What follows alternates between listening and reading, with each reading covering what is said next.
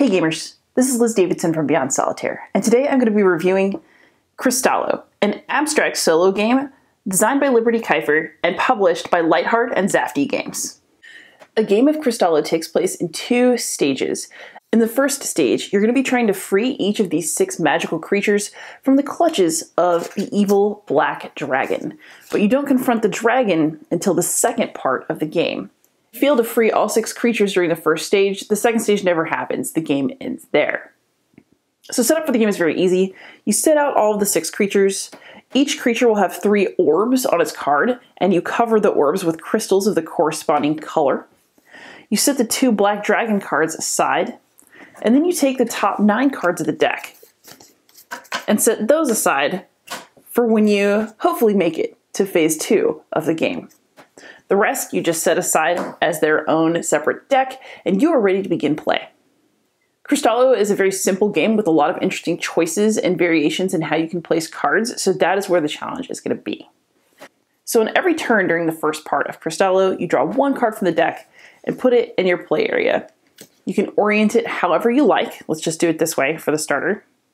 And then on every future turn, you're going to draw another card and you're going to place it so that 2 crystals are touching. Eventually you're going to get kind of a big spread of cards that represent caverns that you're searching in order to find and free these creatures. So let's draw another card and have a look. Basically the idea is that you are supposed to place cards in ways where crystals are touching. You can do this in pretty much any way you want. You can even overlap if you so choose, as long as 2 crystals are touching as a result of your play. You cannot join cards by the orbs. This is a no, but this would be a yes. But the ultimate goal of what you're doing is to use crystals to surround orbs in specific patterns that we're going to talk about. One of which is 3 crystals. You can actually overlap cards right over each other, which is sort of an interesting touch, that form a square pattern with an orb. So in this case, I have crystal, crystal, crystal, orb. So I would get to remove a crystal from the unicorn and activate the orb here. Do that 3 times and the unicorn is free. Do that 3 times for all the different creatures and they're all free. So there are a few accepted configurations of crystals that will allow you to activate an orb and work towards freeing a creature. So at the top we have 3 purple crystals that are the same shape. You can have 3 crystals that are different shapes, so you have 1, 2, and 3 in that second row, but they're all orange. In the third row you have crystals that are all the same shape, but they're all different colors. Or you can have all different colors, all different shapes, and that also would be legal placement of crystals around an orb to activate it and work towards freeing a creature.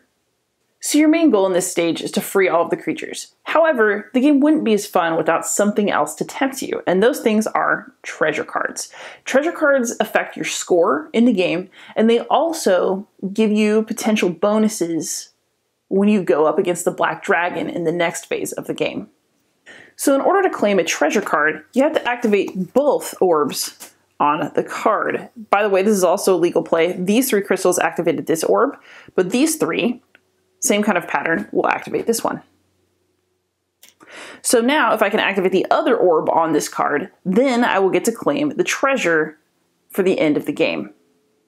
In Crystallo, there are 3 different types of treasure, and if you collect a full set, you get an extra bonus. The top treasure collection is Riches, which just gives you credit for an extra treasure at the end of the game, and that impacts your final score.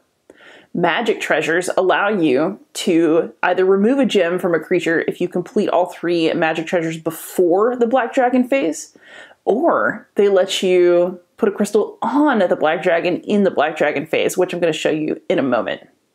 And then if you collect all 3 weapons, you get to draw an extra card during the Black Dragon phase, which is quite helpful. And of course, all treasures that you collect contribute to your end of game score, so you don't want to neglect them. Let's just fast forward and say that I had a very successful round where I managed to free all of these creatures and it went great. In your first few games of Crystallo, this may actually be difficult to do because it can take a little bit to learn how to play your cards as efficiently as possible. But let's say that I did it. Everyone is free. And what would happen next is that any cards I had left in the deck would go onto my Black Dragon deck, but we're going to pretend that I didn't have any left because this is a fat stack. All of these creatures go off to the side. you will bring any treasures that you claim during the first phase into your play area, both to claim bonuses and to score when you're done. And you'll lay out the black dragon. So what's interesting about this stage is that before we were drawing one card at a time and placing them in hopes of activating enough orbs to free all of the creatures. The black dragon phase uses the same placement mechanisms, except that you're actually trying to put orbs onto the black dragon and you get to see the cards available to you.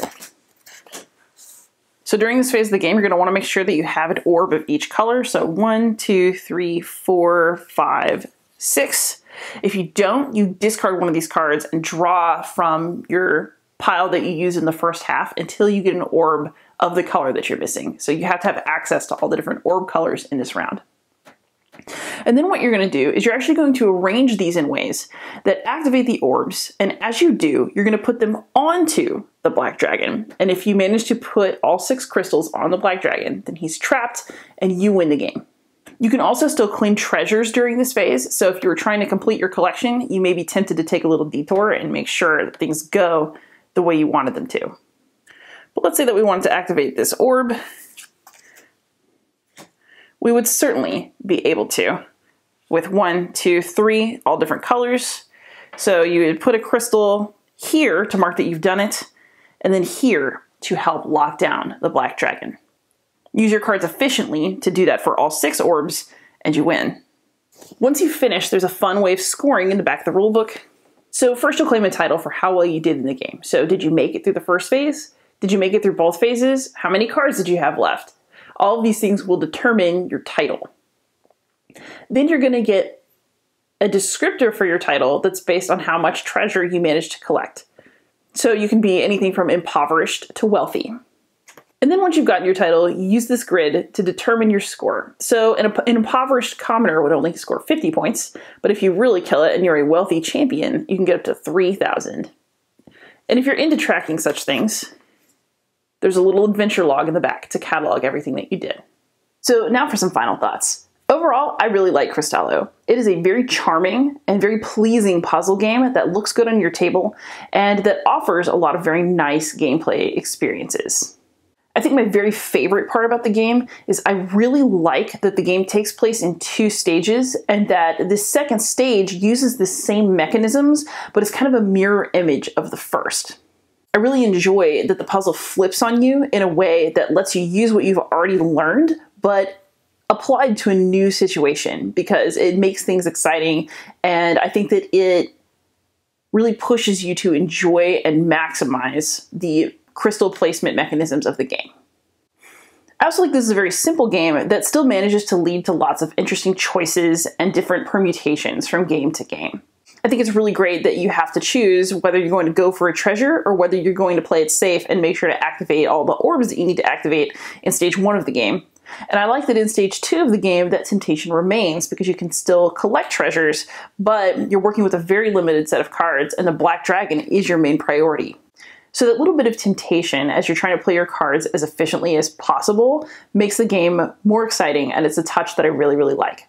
That said, I do have a few quibbles with Crystallo. The main one is that the rulebook is not totally explicit about a few things that I've mentioned in this video.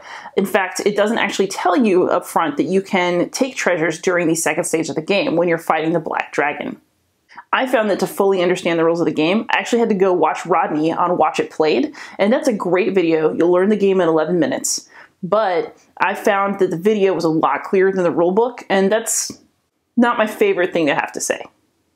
I also do think that it's possible to burn out a little bit on Crystallo. It's really, really exciting and challenging when you're trying to figure out how to get to the end and when you're trying to beat the black dragon for the first time.